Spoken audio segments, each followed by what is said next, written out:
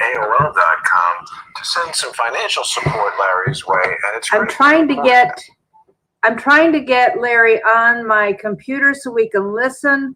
I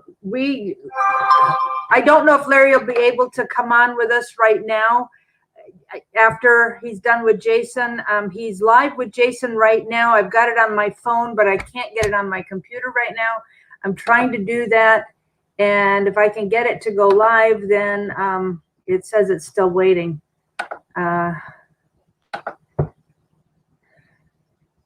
So I'll be notified when it goes live. But he's live on, so I don't know if you can hear it. Let me know.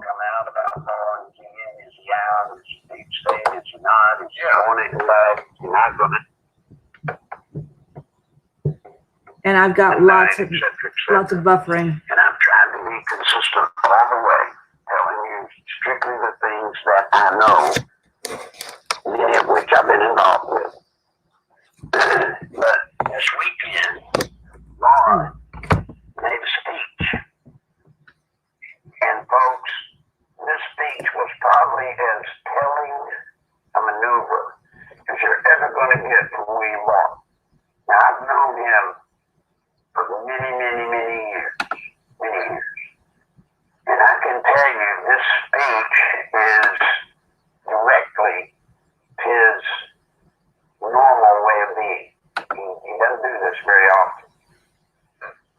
But essentially what he did, I don't know if you've got the speech pulled up, we could read a few of the lines that he said. But he was basically, folks, he was talking about a resistance. And he was saying that there is, or was, or is a resistance inside our government to this president, to this administration. Now, if you know anything about him, if you look him up, whatever you want to do, you would know that man, certainly in such an important case as this, would not dare to use that kind of language, provocative, I guess would be the word, language, unless he knew something he was holding to substantiate it. Yes, Jason? Yeah, I'm looking at an article here in the Washington Post, Larry, that tells us that Attorney General William P. Barr accused Democrats on Friday of using their over-sabotage the executive branch and criticizing the resistance to President Trump. And, just from listening to it myself, he went into some great detail about the creation of the country, the Constitution. I mean, he's the only guy that I'm aware of who's served two terms as the Attorney General in the 90s and now. He obviously knows quite a bit about the branches of government, what the responsibilities are, and he spoke about how the concepts were being distorted and that a strong executive branch was necessary for decisive decision-making, etc., and that this was weakening the executive branch and hurting the country. Yes. And he talked about, he compared the resistance to something, I can't remember, my mind just went blank. The fact of the matter is that in waging a scorched earth, no-holds-barred war of resistance against the administration, it is the left that is engaged in the systematic shredding of norms and the undermining of the rule of law. Yes. Now, folks, I'm telling you, when you know William Barr, when you know him, this is outside of his normal speak, believe me, way outside.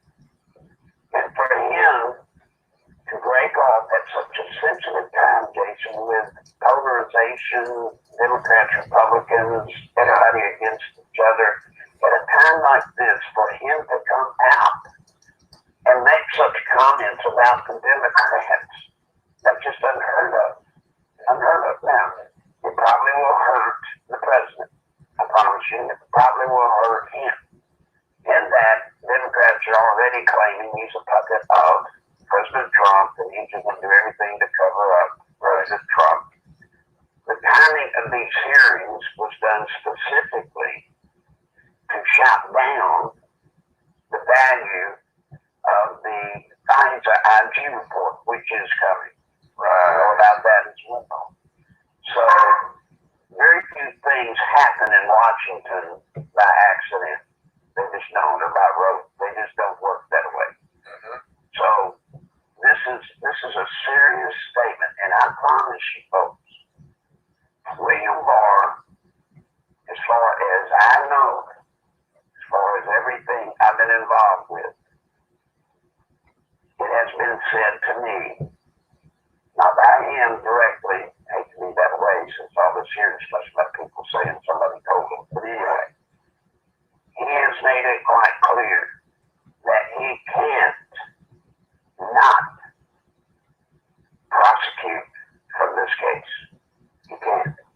There's no way he could stand flat-footed on the Constitution, on jurisprudence, and not prosecute out of what he has been able to discover and uncover through this investigation. And he's absolutely right. In the interest simply of the Democrats wanting to destroy Donald Trump. That's it. Just to destroy Donald Trump. Prevent him from getting reelected. They are pulling this entire maneuver, this entire charade of these impeachment inquiry hearings, all of this stuff. There's not a legal reality to anything they're doing. Yeah. But it is being effective. I'll talk about that later. But so he's coming out and trying to warn as best he can, in my opinion. He's trying to warn all of us. Be calm. He knows what he's doing. He knows what he has. And more importantly, he knows the environment he's in. Right. You know, Jason, I'm going to give a little bit of information. The jury pool for the D.C. District Court was surveyed. 92% jury pool in the D.C. District Court is anti-Trump. So for anybody to believe, and I'm using a hypothetical here, let's say he indicts Comey. Why would anybody believe that he would get a guilty verdict out of a jury pool that's 92% against Trump? Right. Why would anybody believe that? Now, then he's got the other situation. Well, what about the Southern District of New York? Well, Comey's daughter is an assistant prosecutor there. And I would imagine the jury pool, I have not seen the stats on this, but I'm sure the jury pool there may not be 92%, but it's not going to be far off. So here you've got potentially legal grounds, which is one of the reasons the survey was conducted, to, maybe I shouldn't have said that, but anyway, you've got legal grounds for a change of venue. So everybody says, well, great, change venues. Tell Barr change venue. Just move it out of there. Well, there's two steps in changing venue. Number one, you've got to have justification for a change, which he may have with the jury situation, potential situation. But then, Jason, you got to move it to another court.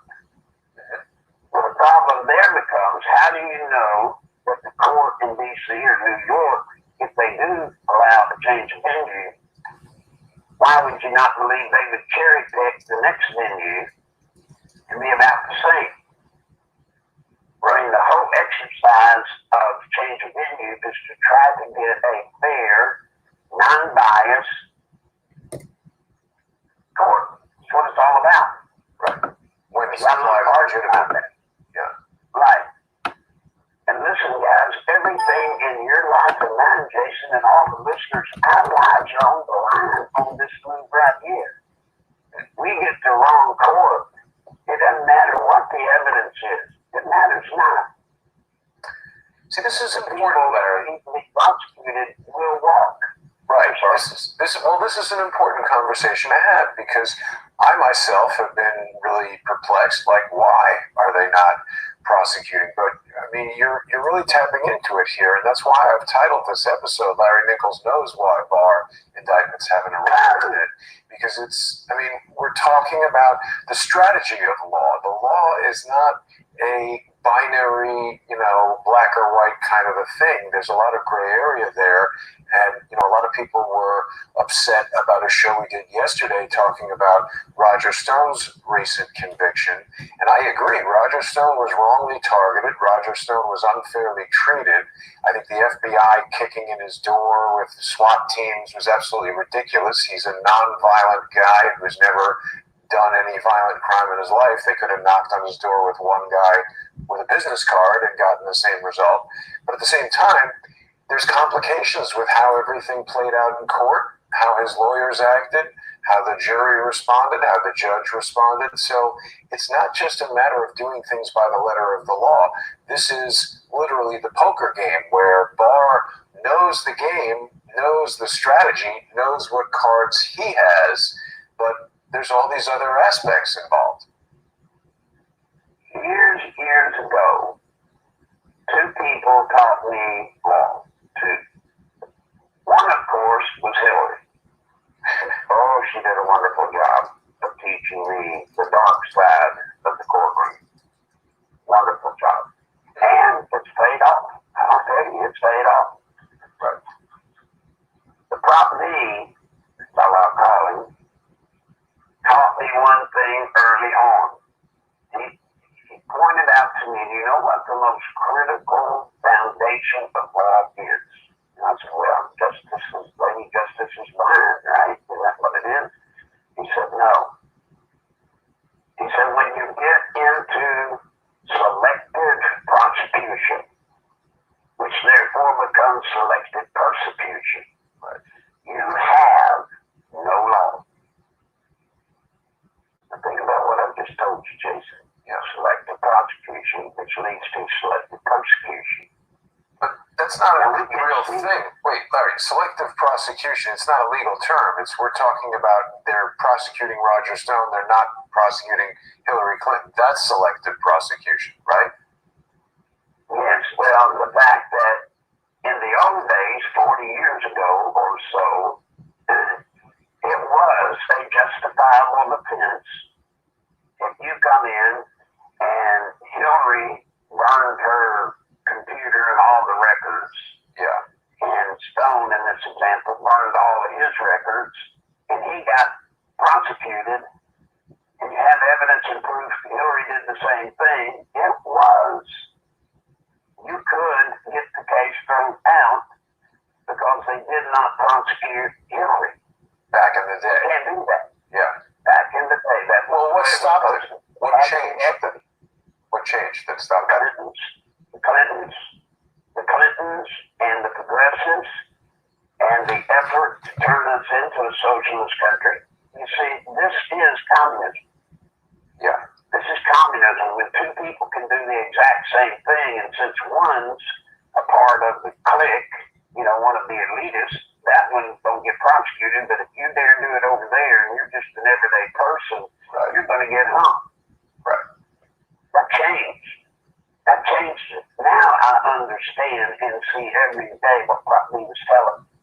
Every day I see it. You can't say we have law. You can't.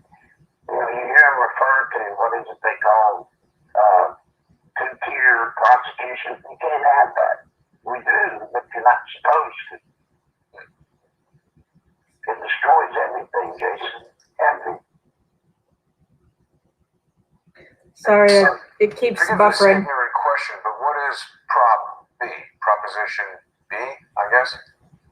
He was a law professor that helped me. Oh. What's his name? I call him Prop B. Everybody calls him Prop B. Oh. He was a legitimate law professor at a major university and a friend of mine. Got it. And he knew when I broke off from the Clintons, I was in legal trouble. And he told me I would never get legal counsel because any lawyer that I got that would represent me against the Clintons and the Snob and the Stevenses would either be on the take with them, claiming they're helping me, but they're really trying to destroy me, or on the slab. Yeah. So anyway, I had to learn law to defend myself, which I did in my federal case where the Clintons came after me, and it ended up I won, and the two prosecutors that went after me, federal prosecutors, I put them in jail 24 months each. Wow. This stoned the tips that I got to rob me and, believe it or not, Hillary. The biggest one she always told me, which y'all will recognize, Hillary warned me, never go to court, never go to court. You know who the only person is that's not lying in that courtroom?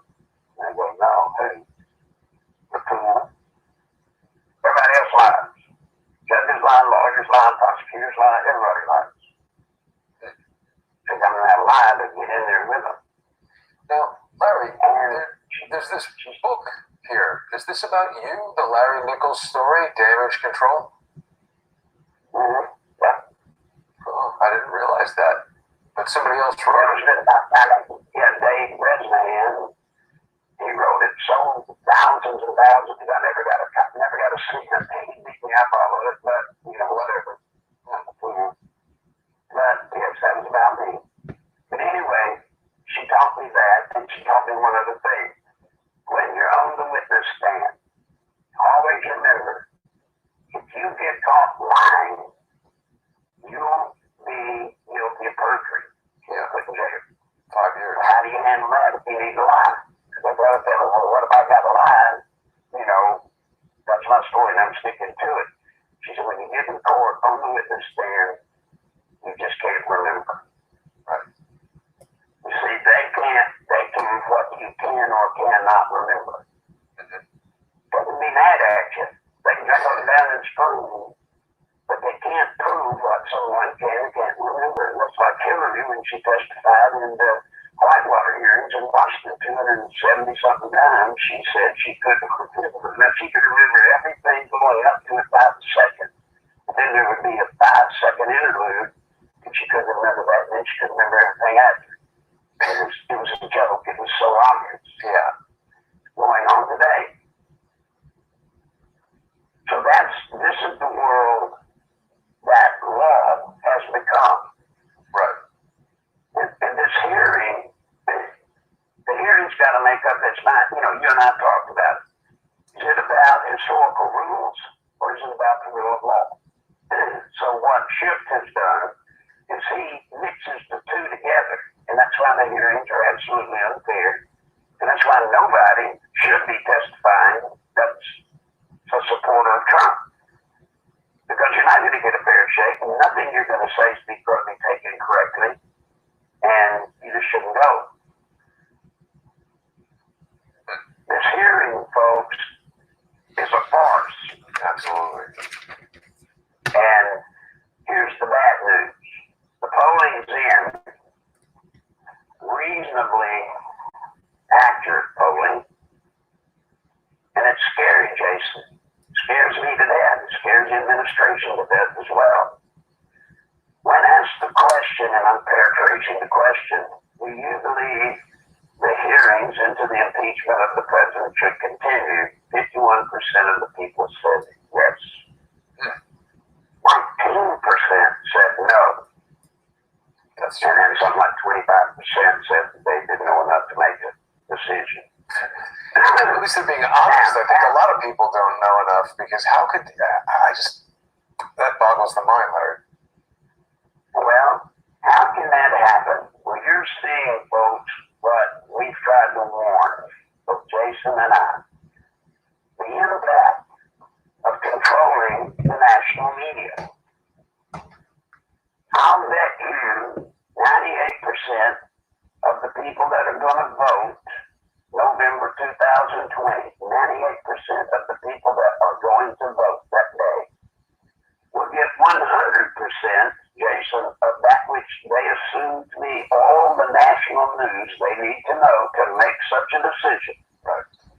You know where they'll get it? News, TV. TV, 6 and 10 o'clock evening news locally. And when you break down the 6 and 10 o'clock evening news locally, that means 4 to 7 minutes at 6, and usually the same 4 to 7 minutes at 10. That's all there is. And that's fed to these local networks or these local stations by ABC, NBC, CBS. Larry, some of our viewers who are joining us in the chat on Periscope are saying they don't believe the poll. It's a fair thing to question it. Who conducted that poll? Where can we see it? That poll, the one I'm referring to, is a survey, and I'm not going to say anything other than it was an internal. It was not a poll conducted by some professional polling group. Got it. But it's legitimate enough, folks. It's legitimate enough to scare the bejesus out of me. Now, Larry, I think there's one thing. People know there's certain things that you can't. I mean, everybody's got things that they can't exactly talk about, and there's things that you tell me, and there's things that you don't tell me. There's a lot of people who, rightfully so, being skeptical is good. People should be thinking critically and questioning everything. There are some people who question what you're telling us. And I want to remind everybody, Larry has told us, and he's made reference to, recorded events, things to do with that guy, what's his name, Hall, and all of your involvement in the activities after Iran-Contra. Is it fair to say, Larry, or fair to ask, can you answer, at any point in your life have you had direct contact with William Barr, who we've been told used the name Robert Johnson in dealings with Iran? Yes, I have. Yeah, I mean, years ago, I considered us friends. Yeah. Wow. Friends. And guys, to be honest, I don't care whether y'all believe me or not. What I do ask, and I'm simply asking humbly, look at my record of things I have told you. And I've told y'all things in the past right here with Jason. And I would bet Jason pound for pound, while I'm not a prophet, I'm not a soothsayer, I don't believe pound for pound, I'll bet you that the things I have told you that were going to occur have happened pound for pound more than anybody else has ever had. Well, there's definitely things that you've said that when you said them, I was like, that sounds outrageous. How could that possibly be true? The first one that comes to mind is the reparations. And a matter of fact, when you and I first started doing the regular show, Larry, that was one of the first topics you brought up. And I remember thinking it seemed out of left field and sort of, I was just dubious of it. Not that I didn't trust you, I just felt it was an analysis that you made that maybe wouldn't be correct. But sure enough, Jesse Smollett, and right after that happened, what's his name from Newark? What's his name? Cory Booker and Kamala Harris started in with the reparations. You were right. Plus, if you will recall, any of you that ever listened to Alex Jones, right after President Trump won his election, before he ever took office, I was telling on Alex Jones, he has recordings of it for you to listen to recorded, go back to the past programs, and I told that they were going to impeach him. Now this was so preposterous because he hadn't even taken office. Yet now you know that the quote-unquote whistleblower's attorney wrote a thing 3 days after the man took office, Right. saying that what? Impeachment. I mean, I told Alex a coup, and I called it a coup. I called it a coup on Alex Jones before he ever took office. And his attorney did what? Sent out an email to somebody when he said the coup was on. Yeah. I've been getting a lot of emails from people, Larry, who were excited to see you back on InfoWars just the other day. I did. Went back. I think it was a big part because of things I had said here with you. Great. Because he asked specifically about a couple of things that we had talked about that nobody else did. Huh. But anyway, so to the people that don't believe me, I can't help you. I truly cannot. As a matter of fact, I would ask you all, don't believe me. Don't believe me. I liar, a cheat, a scumbag. I'm everything you never want your children to grow up to be. You've been nice to me. Ask you for one thing. I'm sorry. You've been nice to me. I like you, Larry. I've been asked this, Jason. If you're going to make me prove what I say, then do that to everybody else as well. Right. It's not fair. So please, folks, I'm telling you these things as a warning. I get nothing for telling you this. But not a one of you's got to send a penny to me or a penny to Jason. Just call me. You have to. I gain nothing by telling you this stuff, except putting my neck out on the line. Because obviously anybody that stands up against this coup is in jeopardy. I know the jeopardy I'm in with the things I say, and I have to be ungodly careful with what I say because of commitments, Jason, I have made to people I work with. I will keep my word to them. I will not release things that they ask me not to say. And I will skirt and get out as much as I can. You know that. But at the same time, I will not violate that. Yeah. Larry, I know you've answered this before, but I can't remember the answer, and people ask me this constantly.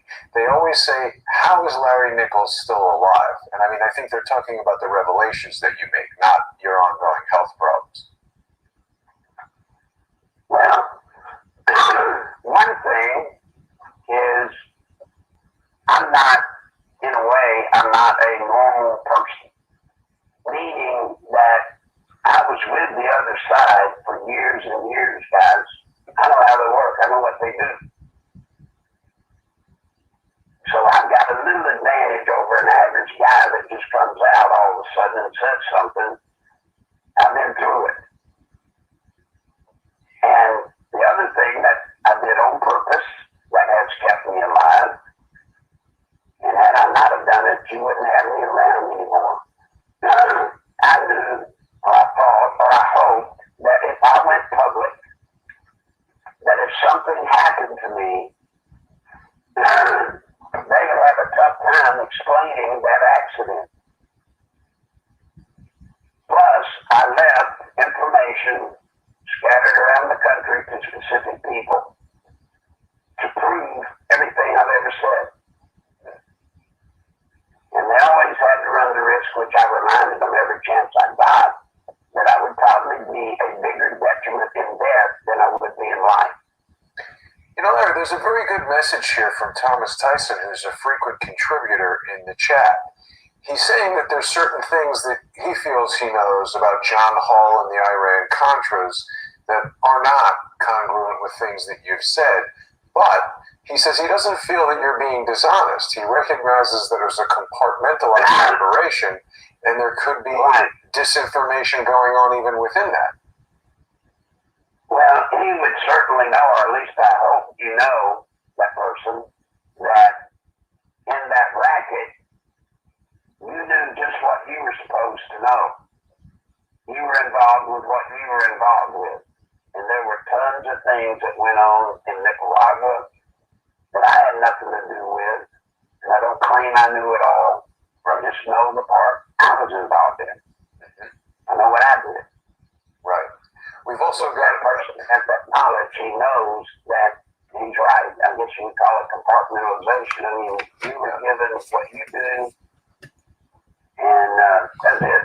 You know, people ask me all the time, do you remember this name? Hey, the people I was running with, if I remembered their names, it wouldn't do anybody any good because nobody used their name. Right. And Larry, we've got a friend of ours from Philadelphia watching. The boy 26 wants to know if you have any idea where Ed Klein is, or if there's a reason why he went dark. He had a book in 2017 that was the best first-hand source on the plot against Trump and the spying on him. Do you know Ed Klein, Larry? I mean, no, you better know it. Ed and I used to take Ed around when I was doing the talk show circuit, and I would take him around to all my hosts. He and I would go on and promote his latest book or whatever. I have not talked to Ed. I'm glad you brought him up. I have not talked to him in months and months, so I need to. I know when his wife died, he was incredibly hurt. Right. He still went ahead and came out with his last book, but I do not know why he's not active anymore, but I will find out and I'll let you know the next program if somebody will know. Great. But he's a wonderful guy, and if there's ever been an investigative journalist, book writer, whatever you want to call him, it's Ed Klein. He's great. The next thing I want to talk about is San Francisco. Yes. You know, folks, I have tried to warn that I found out, this is not something that I'm thinking or wishing or hoping or dreaming up. George Soros has started an effort nationwide to find liable prosecutors, sheriffs, and judges in smaller markets all over this country. Smaller markets, liable meaning people that will be manipulated for good reason. Now, why is he doing that? Because he knows the same thing I do, Jason, that in a race when a president's running, especially going to be a highly contested publicized race, down ballot tickets have no access to money. So when your Republican Party or your Democratic Party in your area raises money, they raise it and they give it to the candidate for president generally, most of it. And when you get down to races like prosecutors, county sheriffs, judges, etc., there's virtually no money for them coming nationally. They get nothing, maybe $500 from the party.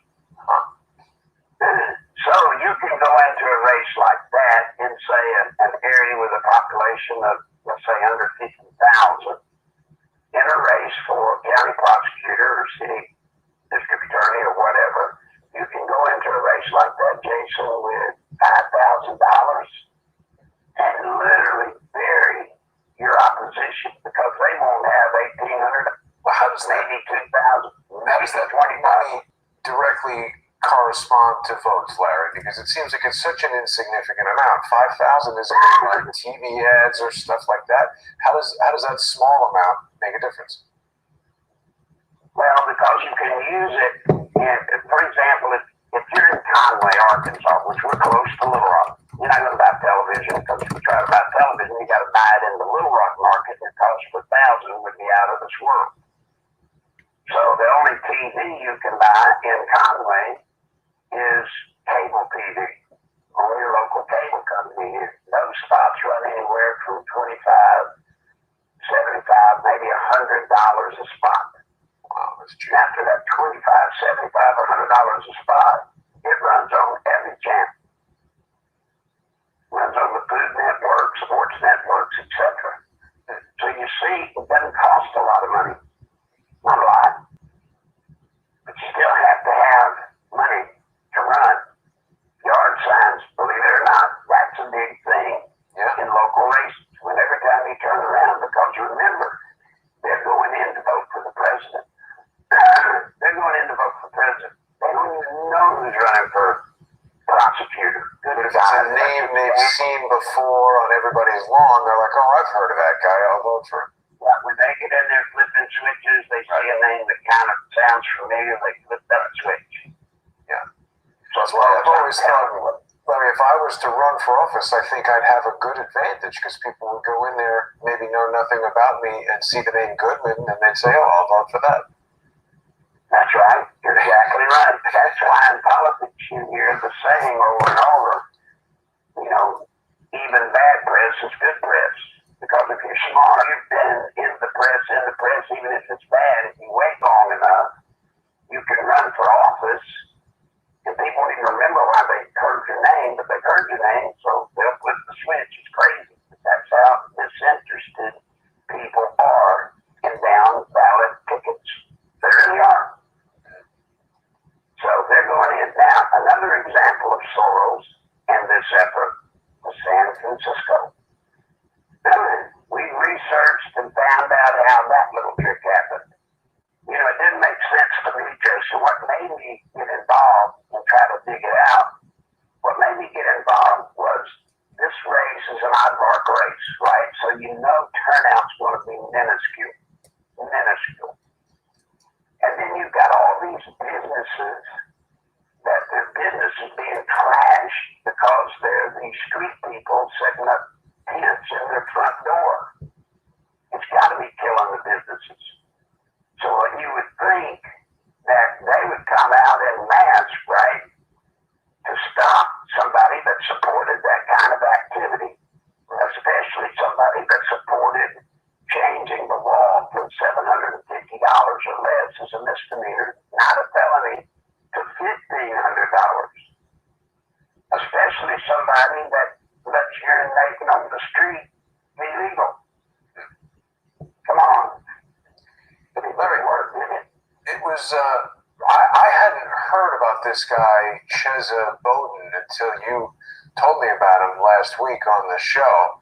And I've become very intrigued by this because a lot of people today don't know. I didn't know about the Weather Underground and Bill Ayers and Bernadine Dorn. But I mean, this guy is literally the child of the Weather Underground, grew up since birth in this radicalized leftist Marxist. It is a dangerous character. And, you know, part of the reason why this is important with regard to why these indictments haven't come down is, as you're saying, this is a really below the radar election. I had no idea there was an election going on in San Francisco. Certainly never heard of this guy. A lot of people never heard of the Weather Underground. So they just sort of slipped this card into the deck. But in terms of stacking the deck, the legal deck in their favor, the more people like this you have, and San Francisco is a major city, it's not a minor city. If you want to start prosecuting politicians in San Francisco, you've got this guy in there. That's kind of a big deal.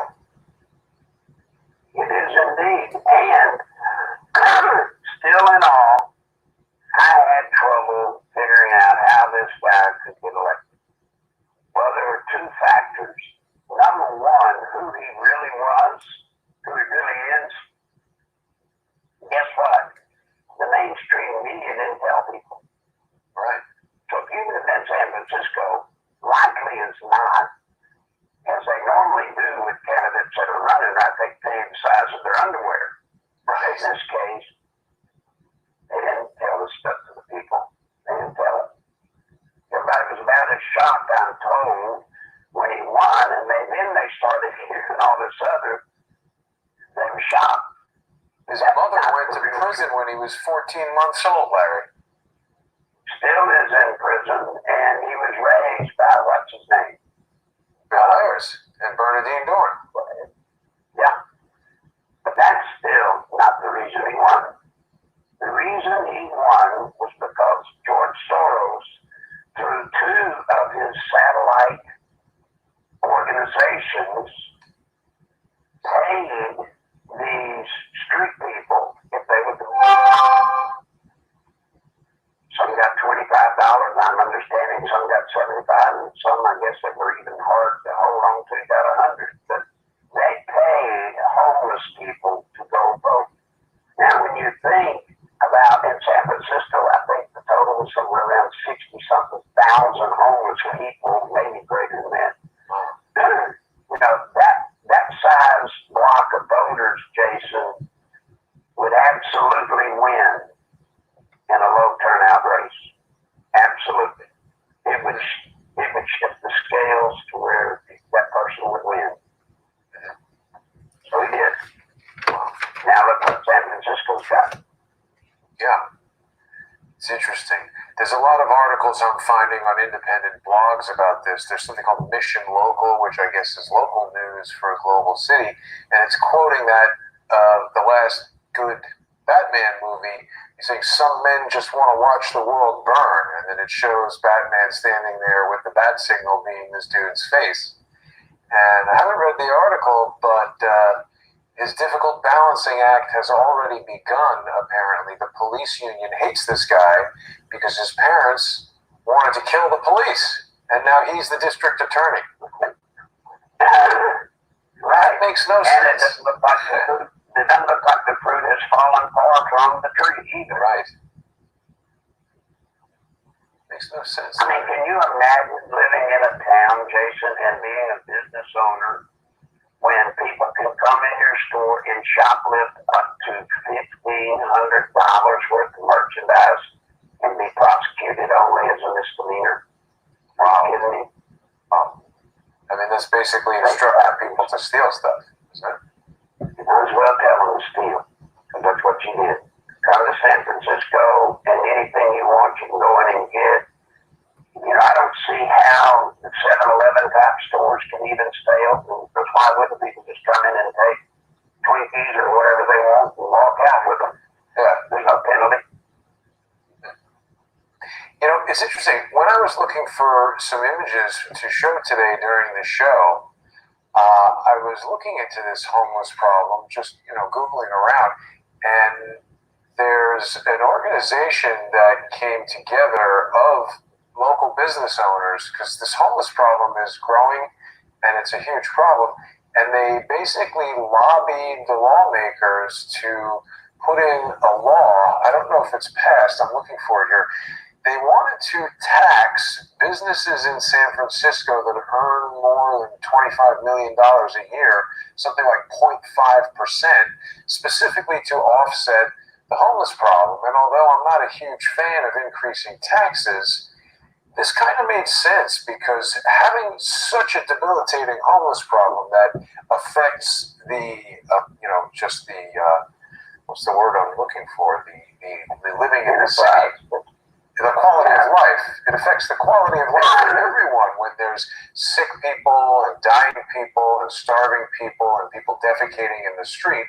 It brings down the overall quality of life for everyone in the city. So the most prosperous, particularly businesses rather than individuals, it makes sense to tax them and give back to the community in a way that can help these people. The proposed plan was going to more than double the city's budget for homeless services, and it went into some detail as to how this could help resolve the problem. That seemed like a very good idea to me. Well, it is, except for one thing. Many of the homeless people, and I'm going to go in a shelter, you got to realize a lot of the, I don't want to spend too much more time on it, but you got to realize a lot of the homeless people are mentally off or drugged up so that they're not living in a world of reason. They're not. And they think if you put them in a shelter, oh God, I'm going to kill you there. Yeah. Well, but even so, you need money to deal with these things, Larry, even if it's having people who are in the police who are helping to coordinate and organize. There's going to be some percentage of homeless people who are honest, well-meaning people who are down on their luck, who, if given a shelter and an opportunity to work somewhere, can get back on their feet. So it seemed like a good idea. I brought it up because I contrasted to this Weather Underground dude becoming the district attorney, which seems like a plan to drive the city further into chaos rather than try to bring that. That's what I was fixing to say. Yeah. You're not going to solve that problem by making it legal for them to do it, because these true property owners and people trying to do have no recourse. I mean, what are you going to do, Jason, if a homeless group sets in front of your home or apartment complex and set up there, defecate in the street, urinate in the street right in front of your doorway, shoot drugs right in front of your doorway, and then you're told by the police you can't do anything to them? Right. What does that do? What does that do to your kids? What does it do to your world? The world's crazy.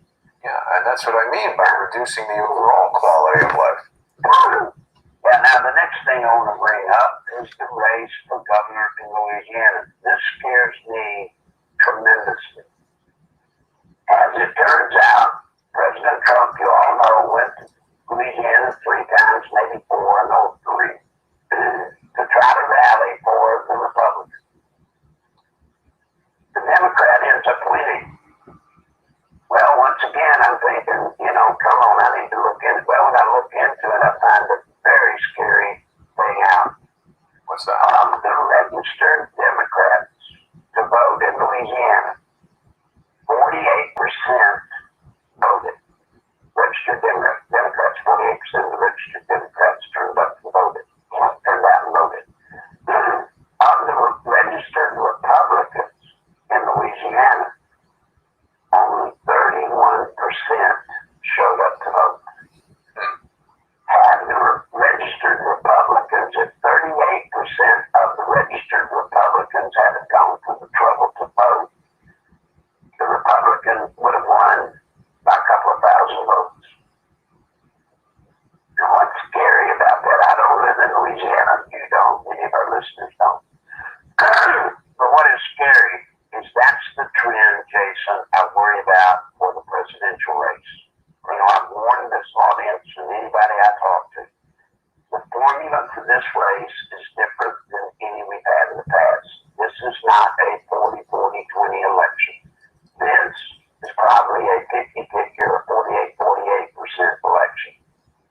And by that, I mean in all elections, normally the formula you go by is 40% love one candidate, hate the other, 40% love the other candidate, hate the other candidate, and 20% are undecided in the middle. And so the game has always been played. You've heard it all your life, Jason. It's who can win it, get in there and win the swing voter, that middle vote. Yeah. It's going to be that way this time. Yeah. This time, you can go to your mall or up and down your street if you don't believe me. And just ask for your own self. Ask the question to your friends up and down the mall. And you're going to find that with President Trump, most people are going to love him or hate him. You're going to find very few that don't know. Right. He's a polarizing character. Yes. Now that brings this race to a soft base vote. 40% of both parties is called a hard base. Those are people that are going to come out and vote if it's an earthquake. Right. 60% are what's called soft base. Yes, they're for Trump, but they're not for a Democrat, so they're for Trump. I mean, a million reasons why they're sort of for Trump. But you can't guarantee they'll come out and vote. And whichever side gets more of their soft base to come out and vote is going to win that election. Such as the example in Louisiana. Larry, I want to mention that I just brought up a New York Times map of the 2016 presidential election in Louisiana, and it's heavily red. I have spent some time in Louisiana working on movies and living there for a few months, and it's definitely a conservative state. Baton Rouge, New Orleans, Shreveport, the major cities are surprisingly blue, but Hillary Clinton got pretty trounced in Louisiana. It was popular vote looks like 1 million, almost 1.2 million for the president, and only 780,000 for the Queen of Maine. She lost 58.1 to 38.4 in the state of Louisiana. So what that tells you is what I've been trying to tell everybody. Or 38%, is that not marginally close to 40%? It is. Now, the rest, that 40% showed up and voted for just like they were supposed to. But because Hillary was such an awful candidate in many ways, from being corrupt to being mean, being all these things, she could not excite the soft base in the Democratic Party. She just couldn't. And as you pointed out, Louisiana comes from a part of the country where in our days, when I was growing up, more people were Democrat than there were Republicans. You couldn't find a Republican in Arkansas when I was growing up. But we were conservative. Right. Different conservative party backs. Yes. And Hillary doesn't fit the bill for a conservative, whether you call yourself a Democrat or a pumpkin. So you see right there, you've got a classic example of the 40% hard base. They will come out. They will do what they're supposed to do. But it's that soft base that you've got to motivate. Yeah. Yeah. And the boy 26 points out that the illegal, undocumented citizens who are voting around the country present a substantial problem. Yes. And I think you see in Louisiana, why was President Trump only able to get 31% of his hard base to vote. And I think that comes, to be honest, I think that comes from the disillusionment that's created by all of this media stuff against him. Look, no man on earth could go through what President Trump goes through in our media daily. No man could go through what he goes through daily with the smears, the accusations. This weekend, Adam Schiff called the President of the United States. Now, this is the Speaker of the House, the head of that committee, called the President an imposter. An imposter. What does Adam Schiff suggest the President is impersonating? I have no idea. Adam Schiff is an idiot, Larry. It's unbelievable. Well, he's an idiot, but it's working. Yeah. And it's simply what Goebbels proved in Hitler. If you keep telling the same lie over and over again, eventually it becomes true. And you're seeing it right here in America. Yeah. People get tired of hearing all of these things about Trump. Even if you're inclined to be with it, even if the track record of him being president is impressive, guess what? After a while, you kind of get to the point where maybe if there's this much smoke, there's got to be fire somewhere, Yeah. And then when you add to that, he's got the New York attitude and presentation of himself, right? Some people To don't like many of the southern states. Yeah. Yeah, to many of the southern states, his brashness is not appreciated as much Right. as it is where you're from. Yep. That's true. So now you see why Jason, I said today's program, I hope people will find it to be very important. Because it's the clue to what's coming, guys. It's the clue.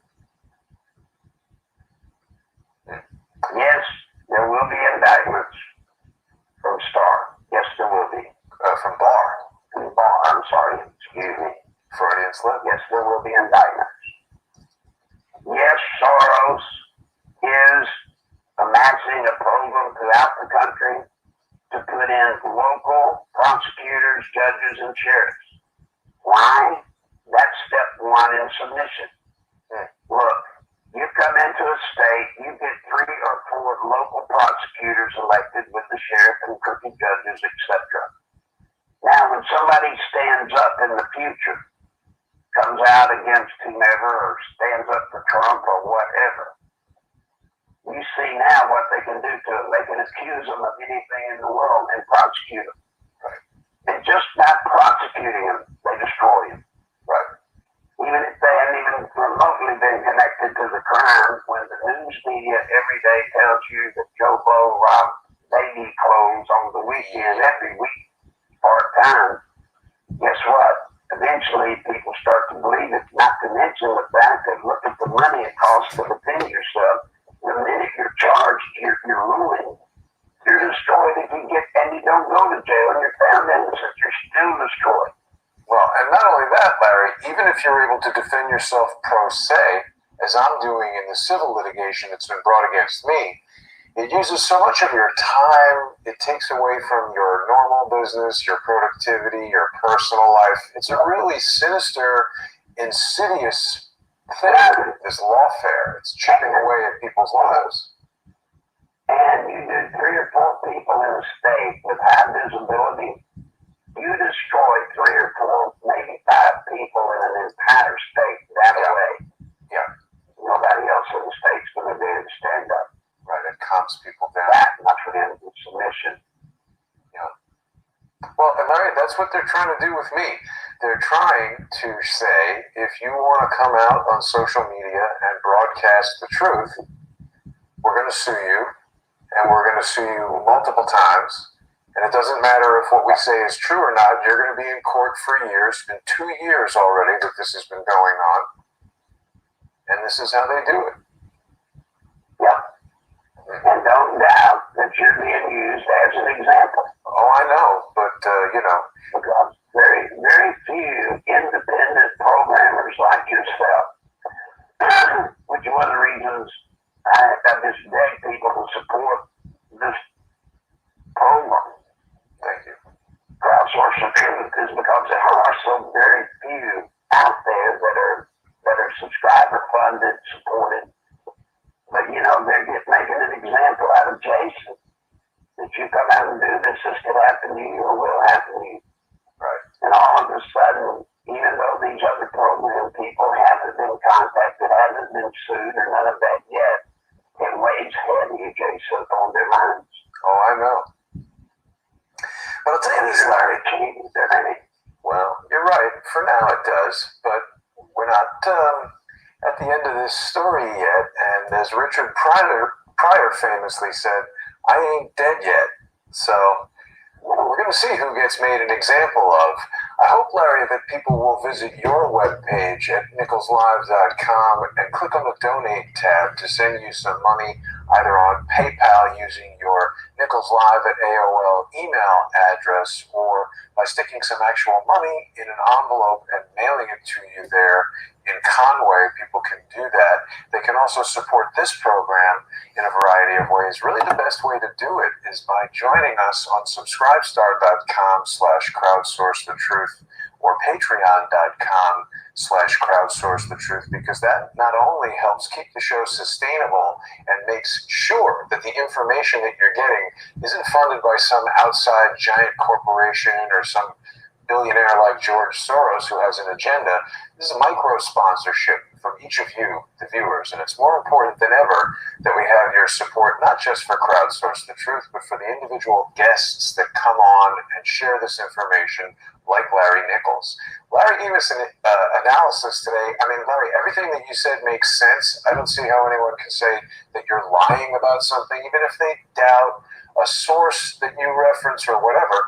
You've just given us an analysis that is derived from your decades of experience in Washington, D.C. and dealing with elections and dealing with these people. So I, for one, find your input invaluable, and I hope that our viewers will go over to your webpage and show you that they want to see you coming back week after week. They want to make sure that you know that you have their support. People can do that with nicholslive@AOL.com via PayPal, or send Larry a sponsorship payment in Conway, Arkansas. Larry, we're just about out of time. Jason, let me say to the folks, there have been a few that have sent help and support. Very gracious letters, by the way. So, folks, your help is needed if you can. But again, I wish to put out this request. If you only have money enough, say this month, to help Crowdsource the Truth or me, as much as I need the money, I must tell you, it's that important to me. Please support Crowdsource the Truth first. Is anything left? Yes, to me. But Jason, your program, I mean, the stuff we talked about here, it doesn't get out anywhere. I really appreciate you saying that, Larry. It's kind of you, and I appreciate you coming on the show every week.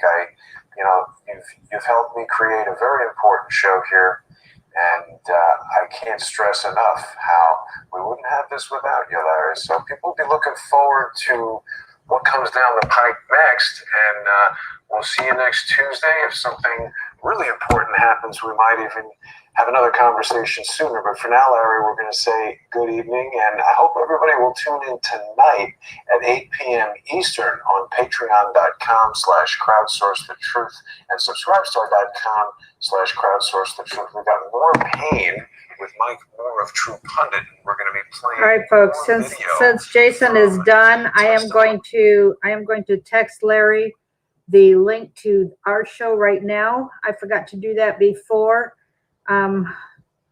Teresa had asked if Field McConnell is legit, and I have no way of knowing. I know a lot of people who talk about him and support him that I know care about the country, and as far as I know, Field McConnell is supposed to be a guest speaker at Hear the Watchman in Dallas next March. Give me a sec. I need to try and get this. I need to see this number.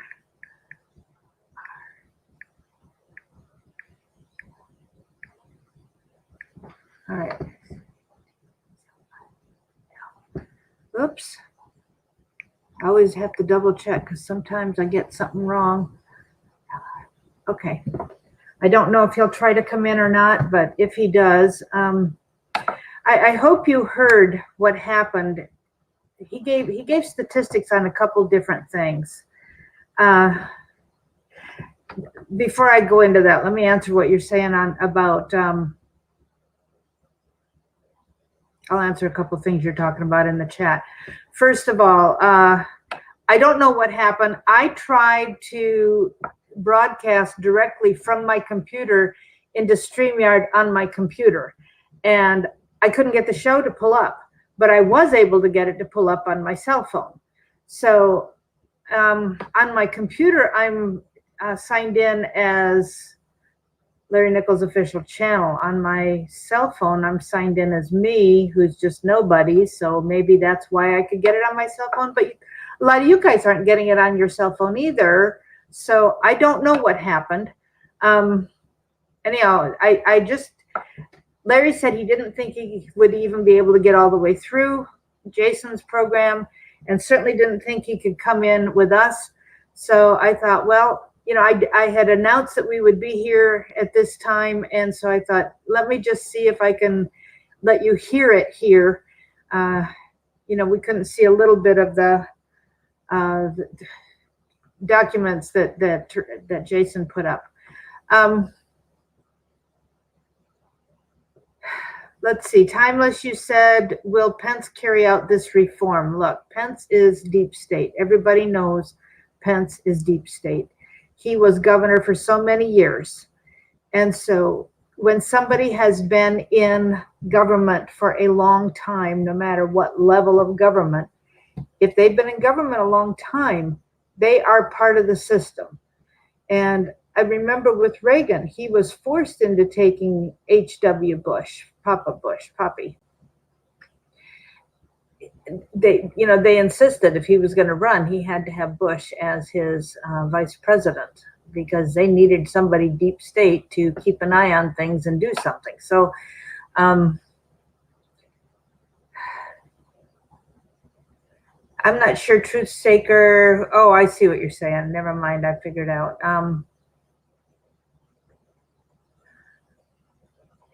The poisoning and everything, I don't know about the poisoning. I know it was put out over the weekend. So I saw several people saying that he had chest pains and went to the hospital.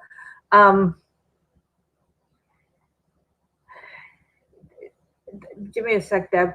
Over the weekend, he went in the evening to see a doctor. It was a medical appointment that had been put up ahead of time.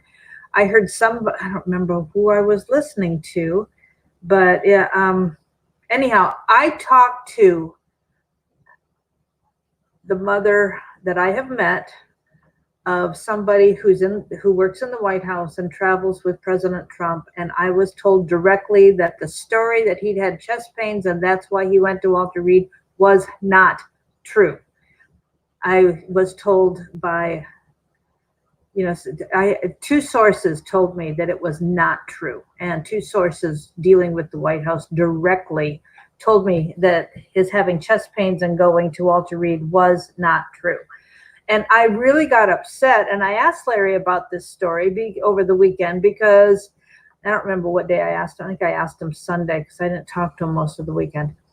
I just had a brief conversation Sunday night. That's where I heard it, Gloria. It was Trump himself today on his conference. That's what I heard. And he said that Melania was telling him what was going on. And he was shocked at what was being put out there, because Melania heard it. And I just wonder, is this, I asked Larry, and this is purely speculation on my part. I admit I am just guessing and wondering. But is there somebody at the White House who's putting out stories like this to discourage us and make us think that Trump should not be continuing as president because, his health problem, his age, and so on? Are they trying there are people who want intentionally to keep the Republican soft base from voting. Give them any excuse and they will just stay home. And the more things that the media is saying, the more things the media says, the more people start to get discouraged and think that it's hopeless and they're just going to not have, and then you got, Christians out there saying, don't do anything with politics because it's dirty, keep yourself out of it, don't vote, stay out of it. And that's not true, because if you do not vote, if our friends and family members do not vote for Trump, and I don't mean just do not vote, but do not vote for President Trump, we will have socialism within a year after the election. The first thing Larry has told us they'll do is nationalize the banks, and they can use that to confiscate all our money. And if our money is gone, then how are you going to fight? What will you fight with? And then it's right behind that will be gun confiscation. And every country where guns have been confiscated, they have gone socialist very quickly, because you have no way to fight back.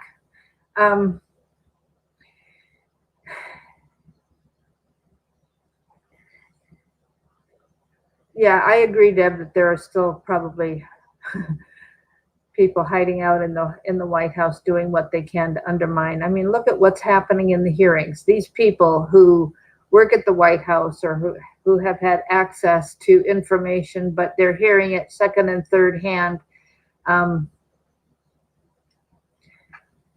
I haven't talked to Trump. Obviously, I haven't talked to Trump. So if I hear it from somebody who works with him, then that's secondhand. So I have had a secondhand and a third-hand report that he did not have chest pains. He just had his regular appointment. And so, I can't believe how many people have picked up this story. It's called aggregating, where you hear somebody say something, you think they're a reliable source, and Larry has told us not to spread information without some proof of it. And, I said something on Facebook, but I prefaced it by saying, if Dave Hodges is right, and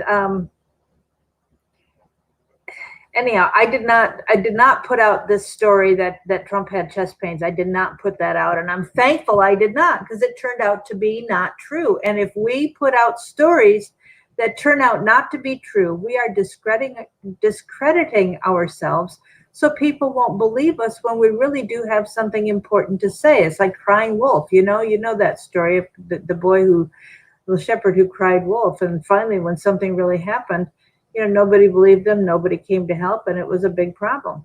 And so we have to be careful about what we're telling others. And I wanted to say something about the vote, both in Louisiana and the survey that they just put out and just got the results yesterday. If 51% of people in an internal poll run by, I would assume it was Republicans that ran the poll, 51% are saying yes, continue the impeachment hearings, and only 19% say no, stop. And 21% say they don't know enough to make a decision on that. I mean, we're in trouble, folks. We're in trouble. And if Trump is out of office, yes, like you said, timeless, socialism comes stat, just immediately. They will turn this country upside down so quickly. We will not. That's the whole point. They have set so much in place already. Hillary was not supposed to win, and they have continued to march forward with the agenda that they know Larry knows, and Larry is trying his best to get out. But on this show, we have so few. I mean, I think we're at 9,500 subscribers at this point. I can't remember for sure. It's pretty close to that. But we're not over 10,000 yet. And, we don't have a very big audience. We need Larry's message to get out to bigger audiences, but how to do that? That's one reason that he was given permission to go on with Alex last week. And, we've got the rhinos, Republican in name only. And a lot of these Republicans are timid, even the ones that we think are good guys and are rah, rah, rah, what they're doing. You know, they're not doing it on their own, but they're being pushed to do it. There are people who are really working hard to make sure that the good people do what's right. And there are so many. Volunteer, what do you mean by what you said? Please, what do you mean re-interview? Oh, go back and interview with him again. Is that what you're saying? See if you can, people need to ask others to have Larry on. And, you know, if there will be, if he can get paid to do something, he will definitely do it. If he has to try and raise money and there is competition that these people want the money for themselves and they don't want to help share Larry's name to fundraise. Sorry, I've got a little space heater by my feet to keep me warm, and it gets too hot pretty quick. Cindy, I agree. Don't believe the polls. When you hear something on the mainstream media, it is a fake poll. But the poll that Larry told about with Jason just now, where 51% said yes, proceed with the impeachment, 19% said no. That is an internal poll, and it is a legitimate poll, and there's no fake news about that because of who did the poll, and he can't say who it was, and I don't know who it was.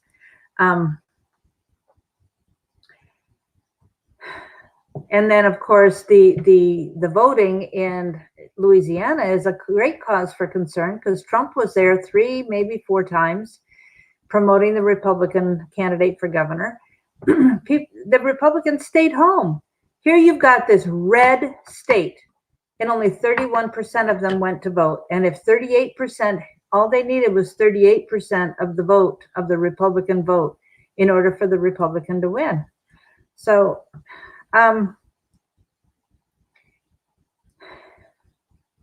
Stormy, the person you have put up there, I will say, I'm not going to say his name out loud because I'm not going to badmouth somebody publicly. But the person you put up there, a lot of the things that I have checked with Larry that has been said on that program have turned out not to be true. And I will say this. This is something that Larry has told me. Be very careful who you believe when it is someone who has something to sell if they frighten you into buying what they sell. So I'm not going to say any more than that, but just, I'm not saying that they aren't legitimate. I'm not saying that they're not putting out good news, but if they're selling something and you are encouraged to buy because they have scared you with their stories, think about, I mean, that's the contrast with Larry. I know he's selling Never Socialism t-shirts, but he is doing that so he has asked you to talk to people.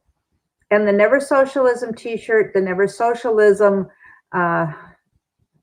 bumper sticker is a tool to help you do what he has asked you to do. It's not something just for your own benefit, just for Larry to get some money. He gets a little bit, but the amount of money he gets from those is very, very small. And I know our t-shirts are expensive because they are the top quality t-shirt made in America, not made abroad. And we use the top quality ink made in America. And it's the very best ink you can buy on the t-shirt. So,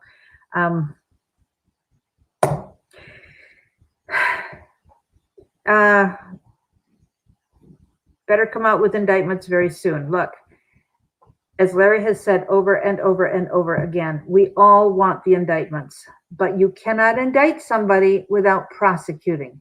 And if there is no place, it doesn't matter how airtight your evidence is.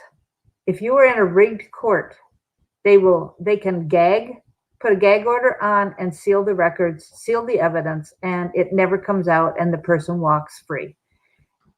They are trying to get a change of venue to try and get a non-rigged court. So,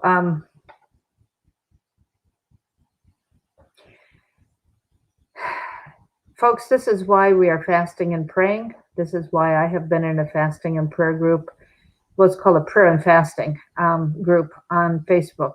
You know, go ahead and look up prayer and fasting, and join the group on Facebook. And we have a roll call every day where, people sign in and she gives a little spiel and scripture and so on. And people sign in and say, I'm praying today. I'm praying and fasting today. I'm in, people sign up. It's called roll call. And then she also posts a prayer every day. And if you want to be part of that, you can get it in your email at theamericaproject.us. Let me see if it's America or American. Just give me a sec. I can look it up. Sorry, it takes my phone a little bit to get to where I want to be because my phone is so full that it's very, very slow.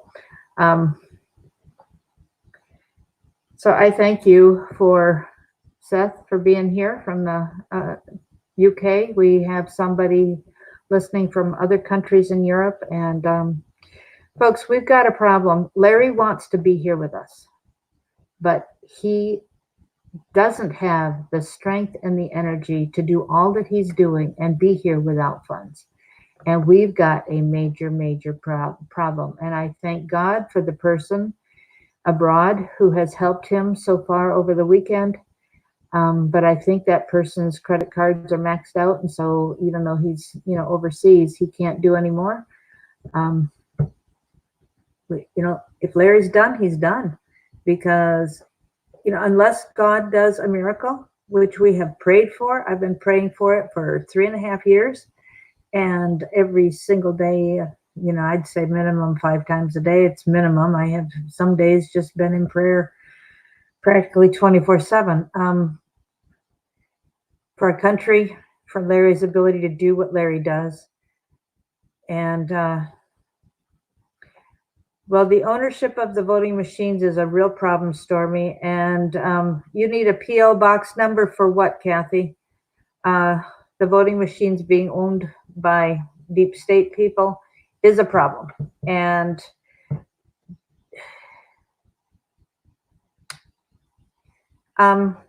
okay, if you go to, let me type this in. Right under the video here is a description of how to send Larry money.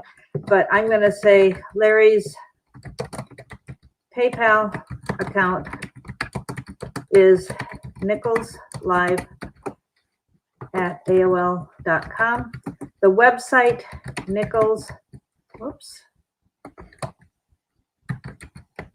nicholslive.com, as Jason had up, has Larry, a direct link to Larry's PayPal. It's got his mailing address, and it's got a phone number to text for other ways.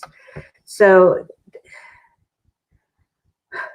no, there is no MAGA Maryland. There are a few people trying very hard in Maryland to, turn this around, but we are few and far between. I live in a county that has already been proven that there are more voters than there are people registered to vote. I live in a very blue county. The counties right around DC are all the way around, Maryland and Virginia. The ones closest to DC are solid blue. Very few of us. I'm in a pocket of Republicans, but when I say a pocket, I mean in this area, even in my pocket, it's hard to find the Republicans among us. And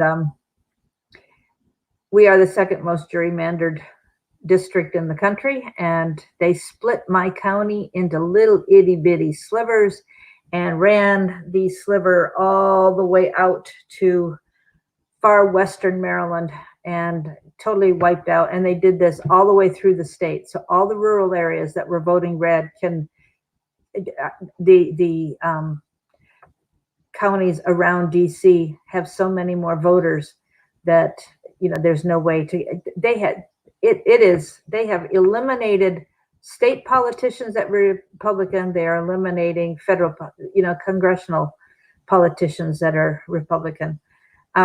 Larry's address is 58 Kensington Drive, Conway, Arkansas. I can try typing that in no, I can't because I don't have a number 5 on my computer.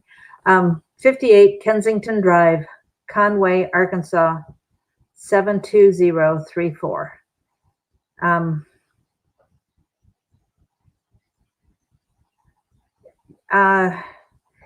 Larry did Jason today because of the number of viewers. He did not have the energy, the lung capacity, whatever, the energy, the strength to do both shows. He just doesn't have it. He is on the phone all day.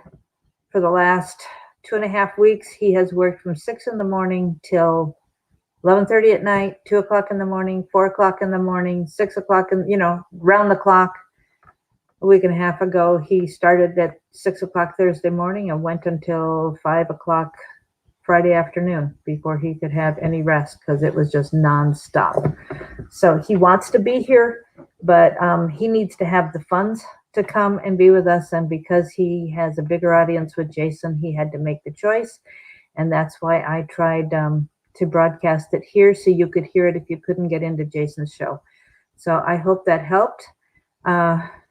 Right under the video here, if you're watching the video, there is the links to be able to get into Larry's PayPal. My cell phone number is there. You can call me and get other information, and feel free to call me.